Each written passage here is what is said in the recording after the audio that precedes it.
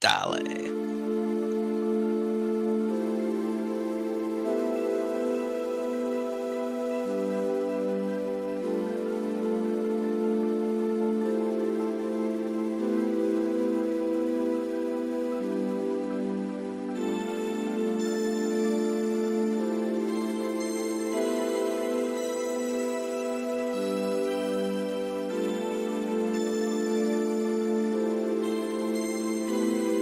This it has boy beat.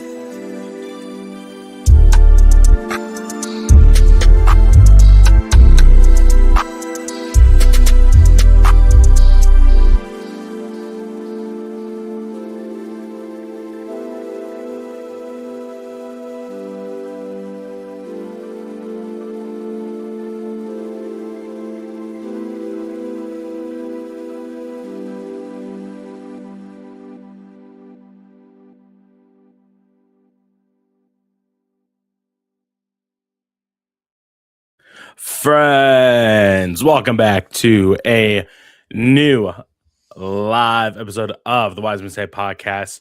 Ty Fisher alongside Jerald Lucas, who seems to have disconnected on accident, and Derik Abbott, who is normally the one that has computer internet troubles.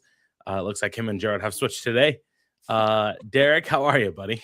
I am doing pretty well. How about you? It's another day in paradise. I would ask Jerald, but I think he's deep in thought right now. So yeah, I guess we'll wait until he pops back on stage.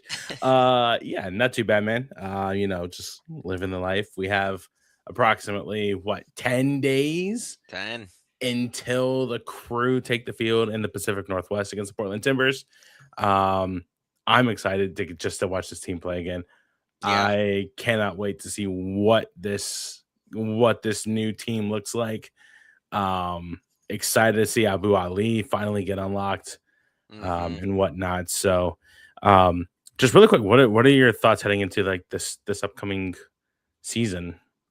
Yeah, I mean, I'm excited. We haven't seen a lot, we don't really have a lot to go off of, which I think it's exciting because it's been, how many ever 3 years, give or take, since we've had that. And I think we'll have a lot of familiarity still, but it'll look certainly different. I think maybe in like the execution on the field, which will be exciting. And we have a fair amount of either new players between last year and this year that we'll get to see kind of what they can bring to the table. Or in some cases, like a Gazdag, like we might see a different version of him, or maybe something more similar to his Philadelphia days. So I think that'll be pretty cool to see. And yeah, I'm just excited to watch them play again. If they stream the preseason and friendlies and stuff, I would probably tune in and watch them just at this point, because I'm just ready for some Crew soccer to be back. They had a game today against Nashville and they lost 1-0. So I saw that there was something about like a scrimmage or something going on, but I didn't realize that they were playing an actual team. I almost thought they were like playing each other or something. No, they were playing Nashville. So unfortunately, Now, I didn't know if we were going to talk about this, but I saw that Abu Ali has been training with the team, but he didn't play in this game, right? Or I know he played in that one versus Naples because we saw a photo or a video of him taking a PK, but he didn't play today, right? So according to head coach Laurent Courtois, and I'll just actually put this up right now since we're talking about it. They were giving him maintenance to do, and I guess they didn't want to force anything with him today. Whether or not it has to do with that injury from towards the end of the season last year is beyond me. But he apparently did not play today. So that's all that we got. Obviously there might be company line, new coach, same exact shroud of mystery with well, it wasn't even Rydstrom, it was Courtois. So it was just like, oh yeah. So I would assume it was probably just precautionary, right? Because they were playing Nashville and it's a little more than a week until the new season. If something were to happen to him in the scrimmage, they didn't want to put the risk on him missing the season opener in Yeah. Portland. So I'm thinking that's maybe what's happening, why he was not there, just doing maintenance work and trying to get, fit. That's why he did not play today. Manny asked if we got the new kit. I did not get the new kit, not yet, at least. I didn't either yet. I have a Vegas trip planned that I still have to pay for. So, Grayson, how are you, man? How are you? Welcome to the show. So, yeah, I mean that's what we were told today. So, I'm okay with that, honestly. Yeah, Like, he's our dude. We saw what he could do last season before he got injured. If there's any concern, literally whatsoever, about him from a health standpoint, keep him out. Let's wait till the regular season. I'm fine with that. Yeah. Connor says recipes MLS fantasy gone too soon. You're a fantasy guy, right? Like you play. Yeah. I mean, I stopped playing after like week 5 last year, but no, I actually downloaded the Kickbase app that my buddy helped launch the company, Fabian. He helped launch that company. That's why he's in New York now. I actually downloaded the app and it's actually really super nice. The only thing though is to get live scores and all that, you have to have a membership. So, but I mean, What's that run you? Do you know offhand? I think the cheapest I think is maybe $5. Okay. And then oh, wrong one again. I know I just saw it the other day. Of course, this already says I'm a pro, but that's wild. Oh my gosh, where did it go? Maybe you got the inside because you know someone that you got like a gifted code or whatever. You know, they do that for like PlayStation and stuff. Yeah. Here it is. Now it's a free trial. Okay, so monthly, the Pro Manager is $5 a month, which gets you official player pictures, live points for your team, live points for all players. That's $5 a month. Jerald's back. How are you, buddy? I'm here. Waiting on the laptop to reload. So, gotcha. Not going to SofaScore. Too many spin the wheel ads. Try the app already, says Connor. And then member, which is the full experience. So you get everything in Pro Manager plus live points for all managers, live club ranking, starting 11 probabilities for all players, market value details. It's 100% ad free, and you can play up to 6 leagues for $10 a month. Now, if you were wanting to do annually, the Pro Manager, which gets you all the stuff in the monthly, is $30 a year, and the member is $60 a year. It's honestly not that bad of a price. That sounds pretty good for annual, especially if you're big into fantasy. Yeah. What I might do is once I get some stuff situated, I might do the member, the $10 a month, because I think, I mean, and you choose 5 players. So you start with, I think it's 200 million or something like that. And I have 5 players already. Oh, crap. So I have Yohei Takaoka, Max Arfston, Bombino from San Diego. As my defenders, I have Evander in my midfield, and then I have Son and Messi as my 2 strikers. So you choose 5 instead of a full 11. And you start with, I believe it's like 200 million, and they are absolutely, for me to get Son and Messi I still have $31 million left to play with. Is that for the whole season? This is my match day 1 rush lineup. So is it is it a type where you pick every week?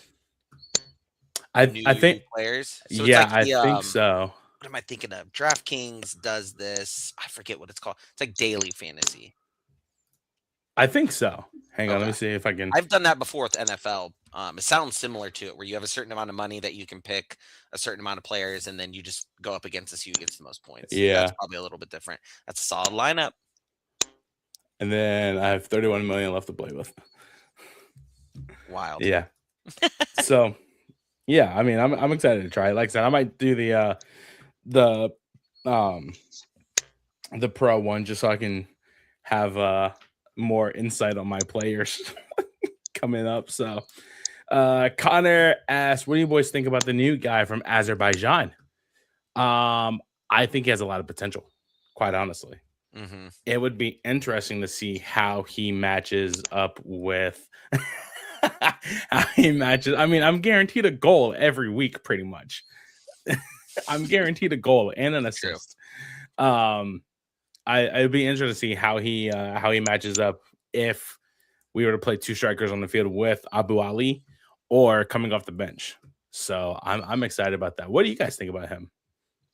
So from what I've read and what I've heard, he's a left-footed winger, but loves to play on the right and be able to cut left. So that whole, having him on that right side, I think that gives a new dimension to the attack, right?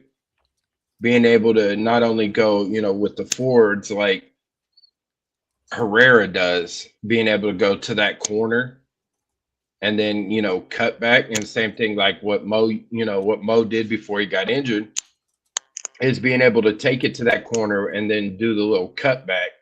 Mm-hmm. Now you got this new guy. I'm not about to butcher his name. I would assume just by pronunciation, I was Akhundzada. I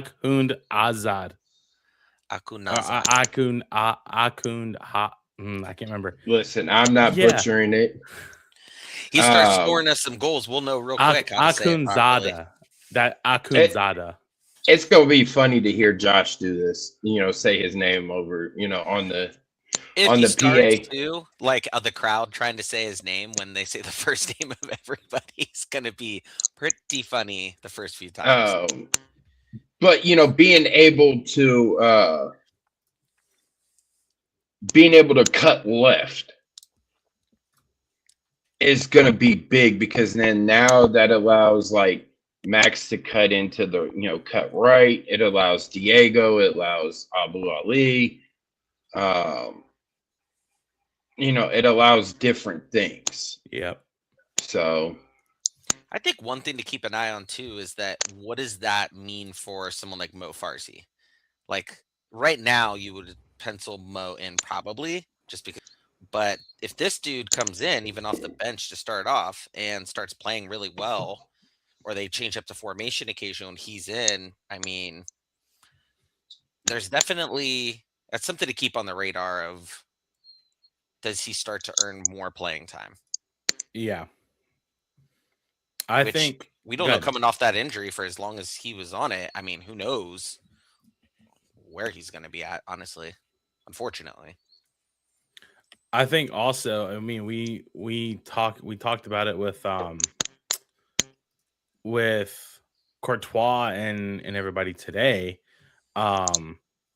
He's still working his way back. I mean, I honestly don't know how bad a sports hernia surgery is, because I've never had one.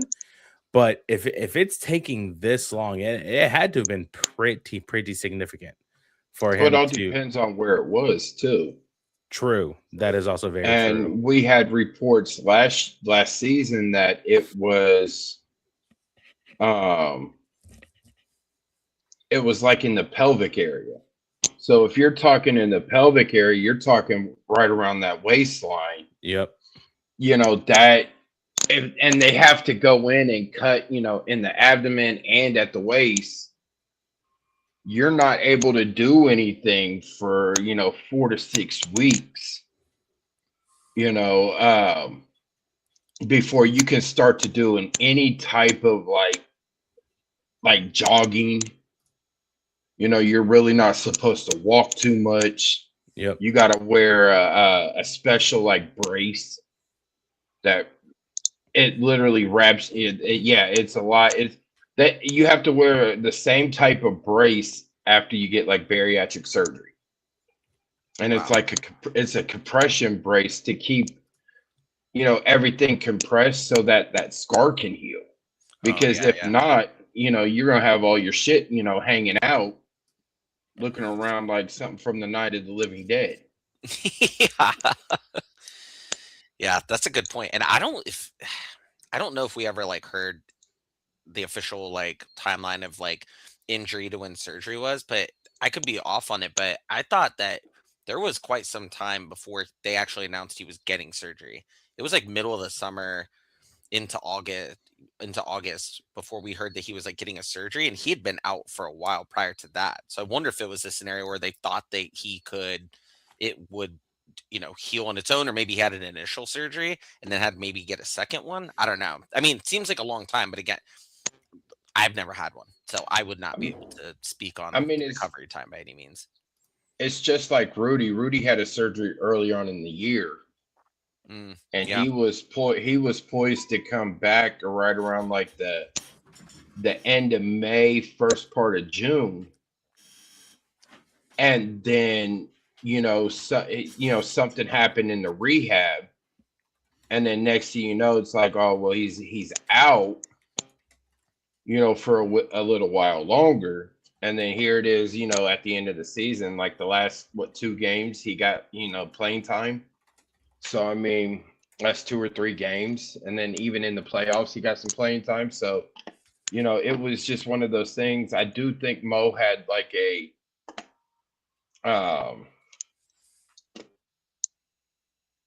had a small procedure, but then,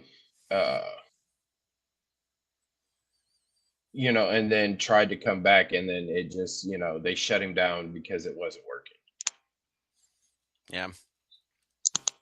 Connor said he had a surgery as a newborn and still has like a scar and stuff to it. So, I mean, you got to factor that stuff in too. If it's in an uncomfortable spot to begin with, and especially somewhere that's impacting if you're like walking. Walking, is probably the least that you can do. But if you imagine try to run and you have like even a scar that hasn't healed all the way, that's probably got to be wildly uncomfortable to where, it's going to take you a long time from a recovery standpoint. So, I mean, this is, that's a good point. And I think Connor said it earlier too about like trying to putting Herrera up there and, letting him play until Farsi's 100% and then having him earn his starting spot or time back, which I would think is probably the route they're going to go, without knowing much else. That would make sense that they would go that route just based on what we've seen from Herrera, obviously. Sorry, I had to stand up. I was hurting. Well, you guys are not going to like my take. Oh boy. About what? Wait, hold on. Everybody hold on to your seats. With how well Herrera has played, I think summertime he does get a permanent, we buy him permanently. And then we see how this U22 is, right? Don't be surprised if Mo comes back in like April, May, starts, to get back into playing shape, and they transfer him. Yeah, they sell.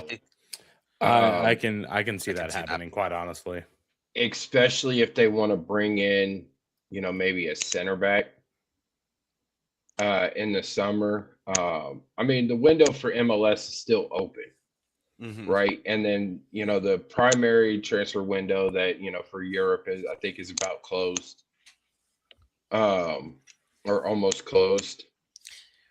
But then you have like your South American, you have your, I think your Mexican, you have your, and some of the other leagues that, you could go get somebody for right now. But if they want to make a splat, if Issa wants to get all the haters off his back and all the ones that are, crying to burn him at the stake, like he's from the Salem witch trials, they're gonna need to dump Aliu or another player, and then I would expect maybe they would also dump Mo and get value from him, unless Max leaves in the summer. Yeah. I mean, I honestly, I don't hate that take at all. No, me neither. I think that's probably in line with what they're thinking is in some way, shape, or form. Because we also have to think about it, right? We also have to think about Max is going to play. I'm pretty much going to say that he is going to be guaranteed a spot on the World Cup squad, right? So they're probably going to entertain offers up until the transfer window. Once he gets named to the World Cup squad, it's going to be one of those things where it's like we didn't know that the game before Club America in what was that, Leagues Cup, was Lucas Zellerion's last game because nobody even knew about the whole offer from Saudi Arabia. Nobody knew about that until the day of the Club America game. That the game before that was Lucas's last game. Nobody's going to know about Max's last game being whatever it is before the World Cup break, and then he goes west to the West Coast for the World Cup. That's going to be his last game, because then once USA gets knocked out of the round of 16 of the quarterfinals. Oh, by the way, Max Arfson has been transferred to, I'll just throw a team out there, Burnley of the championship. Right. So nobody's going to know that because it's all going to be done behind the scenes. So I really don't hate that take at all. I think if you're going into this season, you want to see Max Starfson on the pitch in a Crew uniform, you should make sure that you're at that last game before they all depart for the World Cup and their national teams, because I think that's just realistic to think that's going to be the last time. Yeah. And of course, like, we would love to keep him, but I mean, that's just not the nature of soccer in the MLS world right now. I saw I think I can't remember. I saw a comment earlier. Probably from Manny. Yeah, you're right. Yep. Has coach talked about formations, 4 in the back or a 5 back? We got a little bit of insight today from Camacho that they've been training with a 4 back and a 5 back.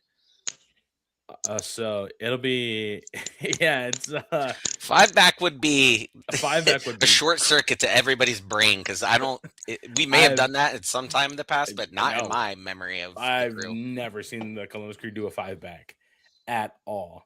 I mean, unless you want to call being ultra defensive where you have Arfston and Farsi / Herrera back on defense, a 5 back, then sure, why not under Nazi? But I've never seen a team have 2 fullbacks and 3 center backs all on one line at all. I've never seen that happen. So, Jesus Christ. It would throw us for a loop, and it would definitely throw other teams for a loop. 100%. It would be like it's shell shocked. 100%. Jerald, you want to say something? Oh, damn. Lost his train of thought. Yeah. No, because I mean the formations and all that. I mean, a 5-3-2 or a 5-2-3. Coming out like that. I mean, that's just insane. But I kind of hope we do it at least one game just to see what the heck it looks. Oh my god! But I'll make a bold take right now. Max goes to Middlesbrough. I was thinking that too. I mean, it's just that's fair. Middlesbrough has sent in a couple offers. Yeah, but they are about to get promoted. That certainly helps. Are they in the playoffs? Are they in the auto? No, they're in an auto spot. I think they're in an auto spot to get up to the Premier League. So they go up there to the Prem. Watch them be able to spend that money to get Max. Mm-hmm. Absolutely. because I think once they They're get, first. where's Wrexham? They're in the top I, 6. 6. They're they're in the playoff. They're in the Yeah, playoffs. which if they make it to, if Wrexham can make it to the Premier League with how low, with well, how far they've came since Deadpool and It's Always Sunny in Philadelphia bought the team, have gone from back to back to back promotions. Oh, it'd be insane. It's crazy. But as far as Max and Middlesbrough, I think Aiden is pushing that one. I could see that. Because going to the Premier League, you're going to need wingers. You're going to need wingers. Mm-hmm. And I think, I haven't watched any of their games, but it looks like their wingers suck ass. Sorry, any Middlesbrough fans, but yeah, I think Aiden's pushing that. But I look, Burnley isn't a bad one either. I could see him going to, or even over. I don't see a La Liga team, but or over there to the Bundesliga. I could see either the Premier or Bundesliga.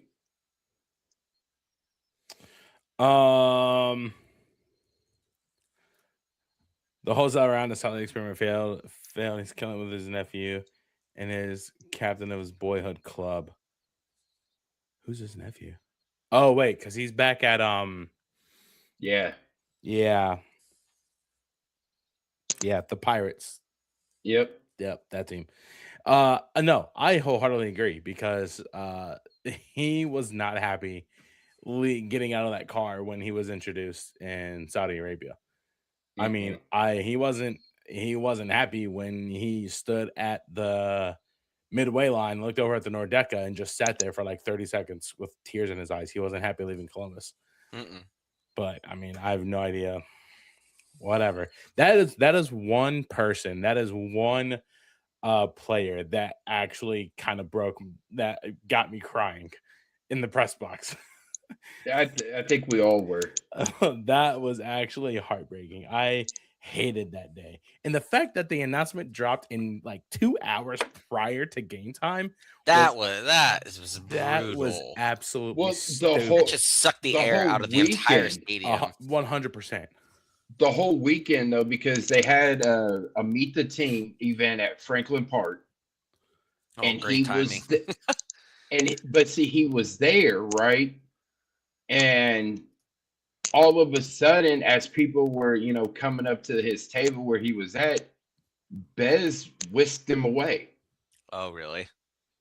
From reports, and I think I could be wrong if he was there or not, but I believe Pat Murphy said he was there at the season ticket event, and he saw Bez and Zellerine get into an SUV, and they left midway through the whole event. So that right there, started the whole thing. And then,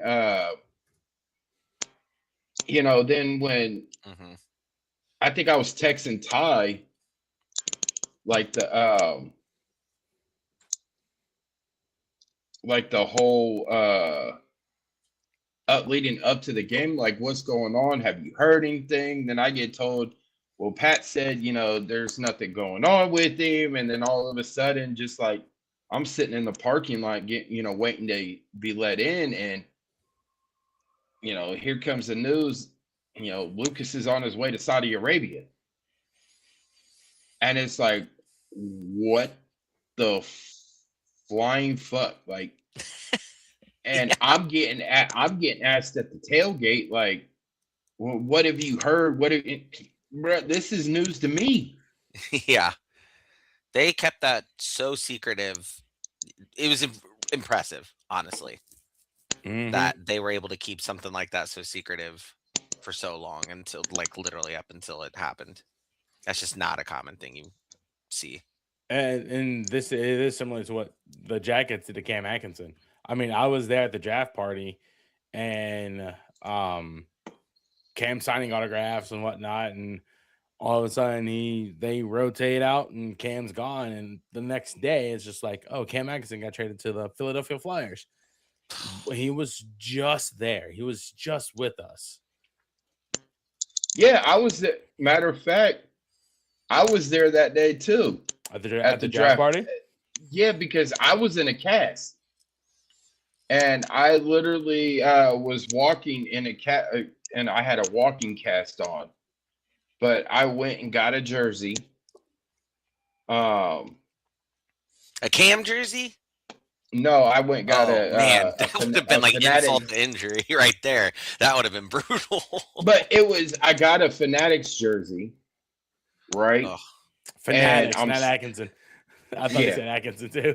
No, I was standing in line for Cam's table, right? And by the time I got up there, Cam was gone. Mark Letestu was there. Great replacement. Solid. Like, you know what I'm saying? And I'm like, well, fuck, Cam's gone, and I'm not about to go wait in any of the other fucking lines. So I went and found a seat, you know, because my leg was hurting, you know, with the cast and everything. I was tired. And yeah, I still got the jersey hanging up in the closet from that day with the lanyard on it for the draft party. Yep.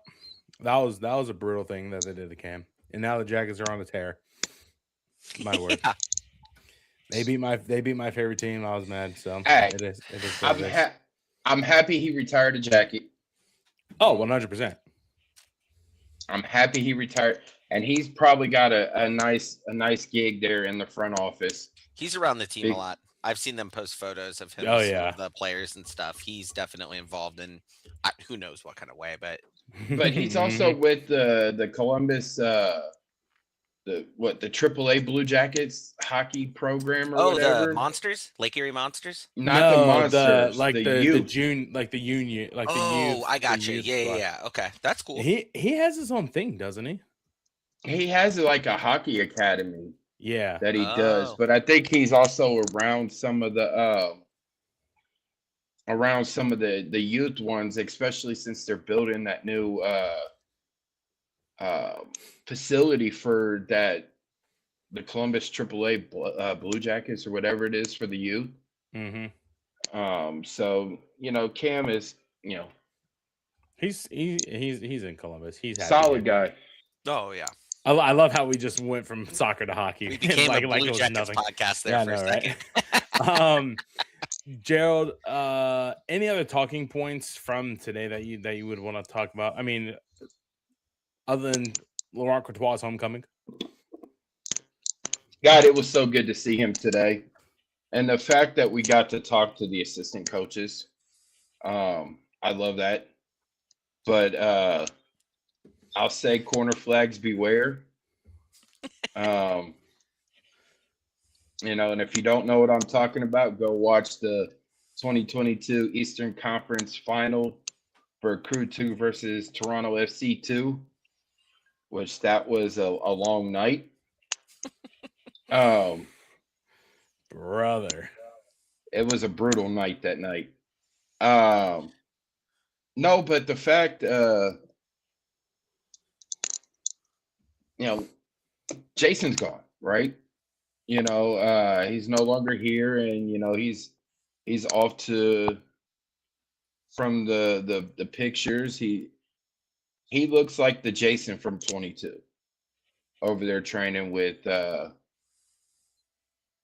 Toulouse, and you know, he got some minutes in the I think it was a loss against Angers, however the hell you want to say it in French, on Sunday, but he was on the bench for the Coupe de France, and the team moved on.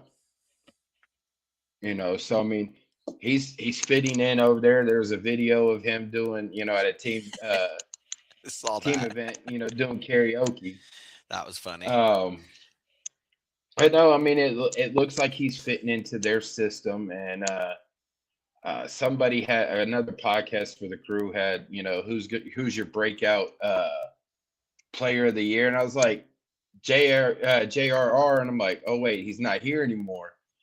I was like, but he'll be the breakout player for Toulouse. But as far as my picks, I said Yevon or Herrera. So I mean, I like those. I just like and to touch on what Courtois said today, about the pups, the young cappies that have came from Crew 2 to the first team, and they're making names. They're either still with the club or they've moved on and are still, are making names for themselves still. But, just to see the development here,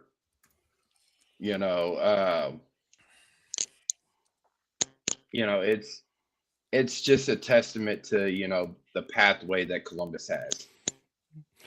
Connor says, do we trade Jamal now that we got the new guy, or does Jamal stay? Jamal stays. And it's taken me a minute to get used to having Jamal Diarra here. But I mean, he's a solid veteran. Mm-hmm. He did 5-6 goals one of last those season. One of them that shouldn't have counted, but hey, that's just. I'll hop on that soapbox another day.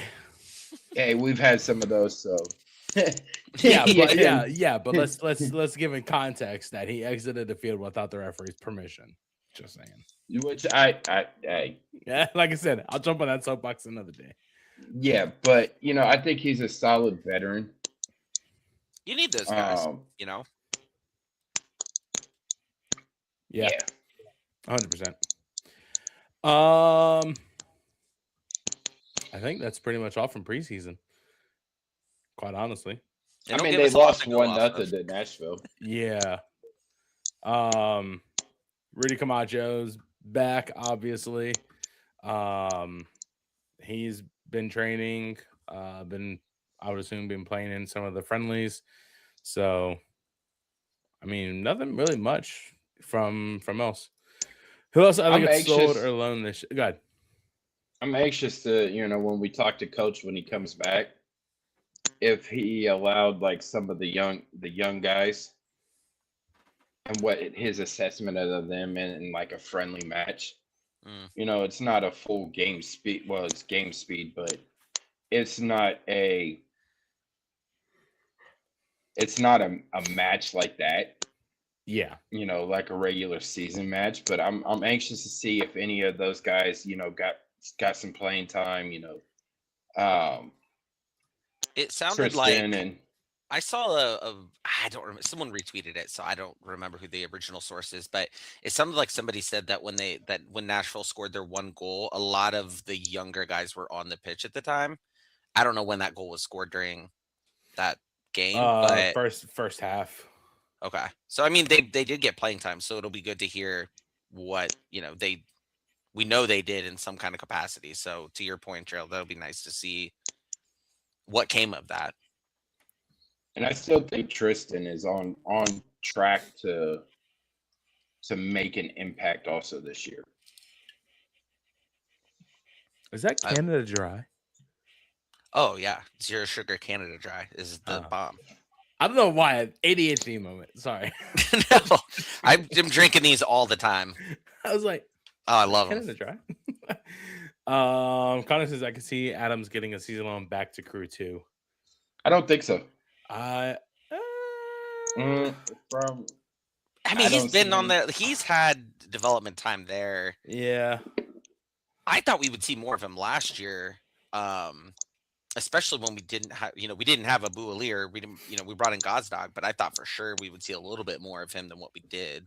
If we did, he was gone.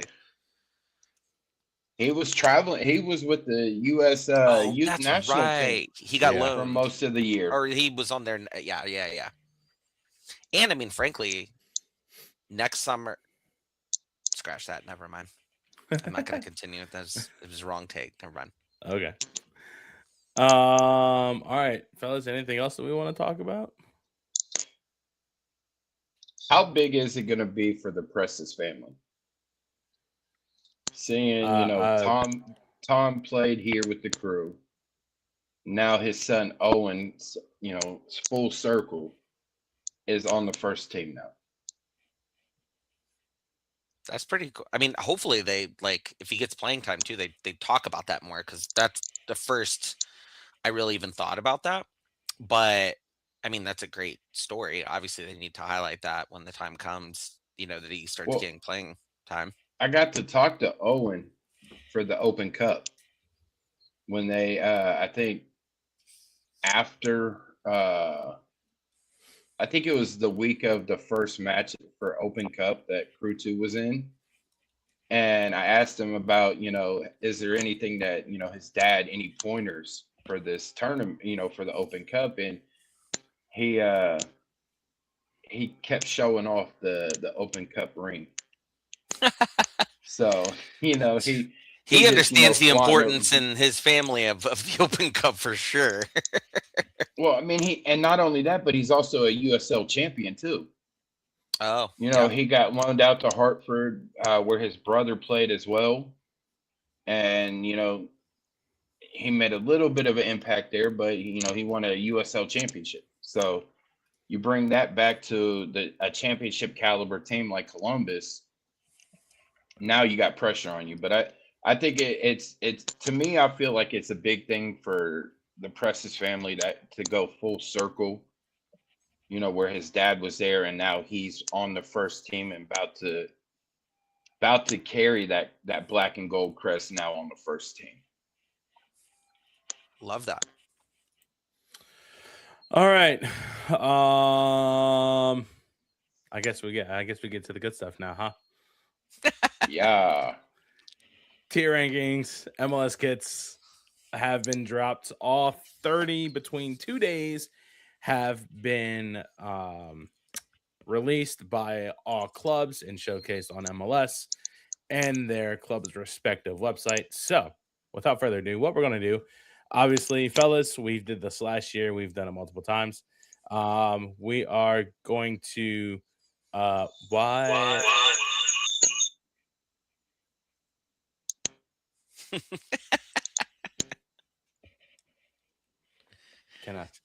Some fan of some team knowing that we're going to trash their team's kit has infiltrated the system. I know, right? Are you switching over? Yeah. Okay. Obviously, what we're going to do, we are going to pull up the kit on the front on our little overlay here.